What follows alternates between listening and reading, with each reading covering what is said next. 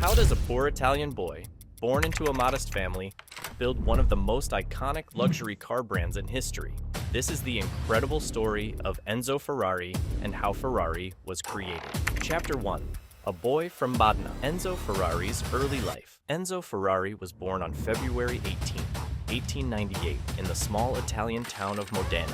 His parents, Alfredo Ferrari and Edelgisa Bisbini, had two children, Enzo and his older brother, Alfredo Jr., nicknamed Dino. The Ferraris were far from wealthy.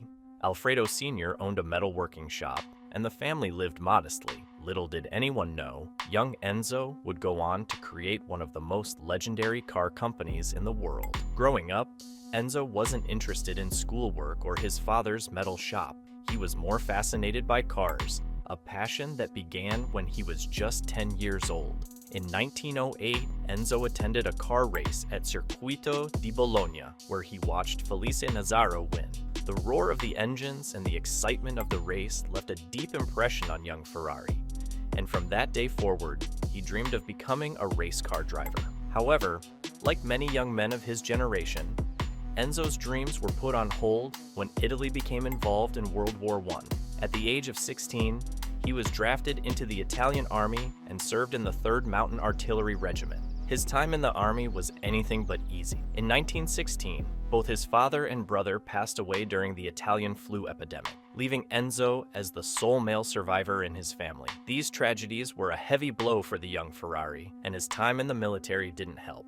Enzo himself became seriously ill during the 1918 flu epidemic and was forced to leave the army early. After the war, Ferrari returned to Modena, but his family's business had collapsed. He was left with no clear future and little money. Despite this, he was determined to follow his passion for cars. With a mixture of hope and desperation, Enzo sought out work in the automotive industry, sending job applications to several companies. Unfortunately, Fiat, one of Italy's biggest car manufacturers, rejected his application, but Enzo didn't give up.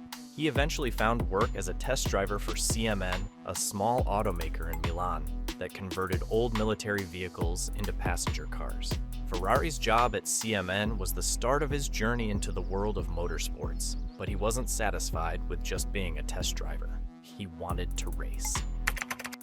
Enzo Ferrari's racing debut in 1919, Ferrari entered his first race, the Parma Poggio di Bercedo hill climb, where he finished 4th. For a first attempt, this was an impressive result. Later that same year, Ferrari competed in the Targa Florio, one of Italy's most prestigious and grueling races. While he was forced to withdraw due to mechanical issues, his 9th place finish was still considered a success. It was clear that Enzo had talent, but he needed a better opportunity to prove himself.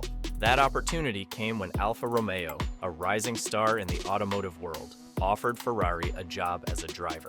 This was a turning point in his career. Enzo quickly made a name for himself in Italian motorsports, racing for Alfa Romeo in various competitions. By 1923, Ferrari had won his first major race at the Savio circuit in Ravenna. Best season came in 1924, when he secured victories in 3 major races, including the Coppa Acerbo in Pescara. Enzo's success on the track made him a well-known figure in the racing world.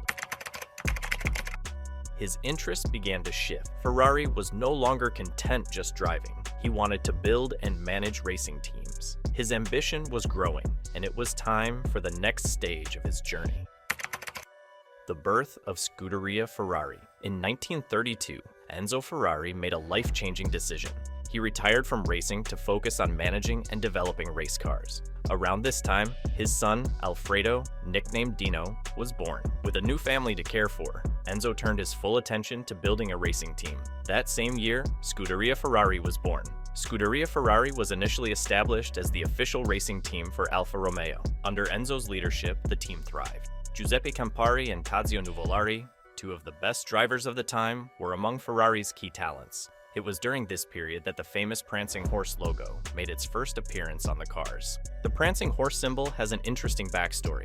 It was originally used by Francesco Baracca, an Italian fighter pilot during World War I.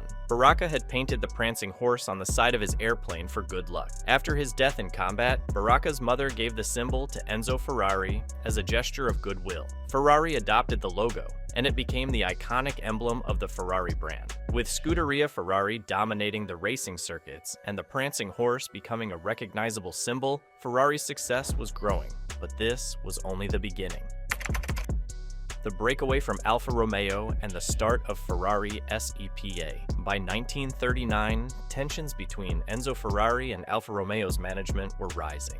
Ferrari wanted more control over the cars and the direction of the racing team, but Alfa's executives were hesitant to give him that power. After a heated disagreement, Ferrari decided to leave Alfa Romeo and start his own company, Auto Avio Costruzioni. However, due to a contract clause with Alfa Romeo, Ferrari was prohibited from building or racing cars under his name for 4 years. Despite this setback, Ferrari found ways to stay involved in motorsports. He produced 2 cars for the 1940 Mille Miglia, an iconic Italian road race, but the outbreak of World War II put an abrupt halt to any further development. During the war, Ferrari's factory was forced to produce weapons and vehicles for Mussolini's fascist government. The factory was bombed by the U.S. Air Force, forcing Ferrari to relocate his operations to Maranello, a small town that would later become the heart of the Ferrari empire. After the war ended, Ferrari was finally free to build cars under his own name.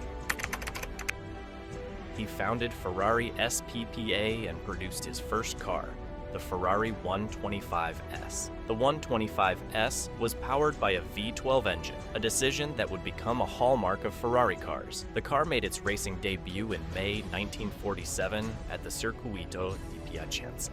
While it didn't win the race, the 125S showed promise, and Ferrari's persistence paid off when the car won its first race just a month later at the Rome Grand Prix. With the birth of Ferrari SPSRE, Enzo Ferrari was no longer just a manager or driver. He was the founder of a brand that would become synonymous with luxury, performance, and racing excellence.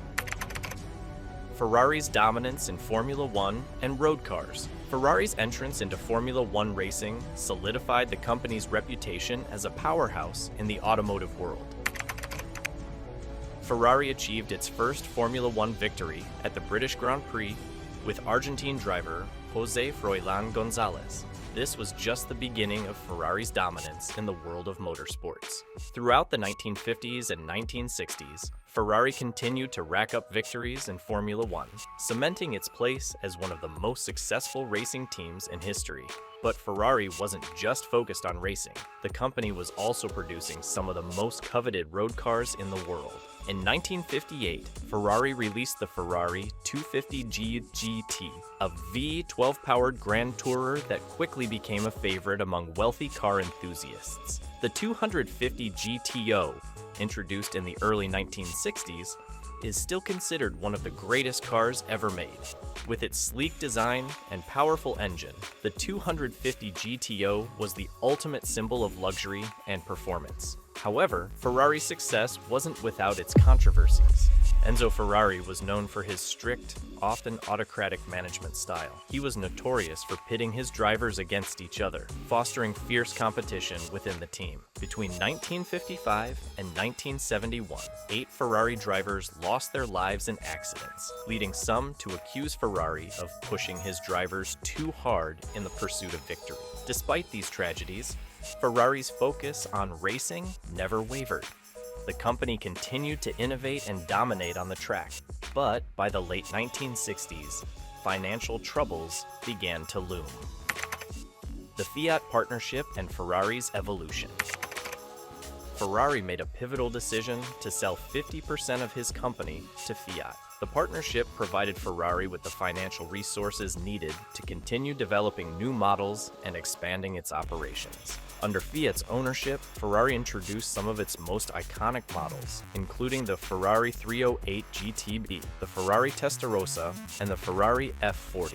The Ferrari Testarossa, released in 1984, became a cultural icon, thanks in part to its appearance in the popular TV show Miami Vice. With its sleek design and powerful powerful V12 engine, the Testarossa became the best-selling Ferrari of the 20th century. In 1988, at the age of 90, his final creation, the Ferrari F40, was the first car to break the 200-mile-per-hour barrier and is still regarded as one of the greatest supercars of all time. After Ferrari's death, the company continued to thrive under Fiat's ownership, producing models like the Ferrari F50, Ferrari Enzo, and the Ferrari 488 GTB. Ferrari became a publicly traded company, marking a new chapter in its history. Today, Ferrari remains one of the most prestigious and successful automotive brands in the world, known for its unparalleled performance, luxury, and racing heritage. And that's the story of how Ferrari was created. Don't forget to like, subscribe, and click the link for more incredible stories.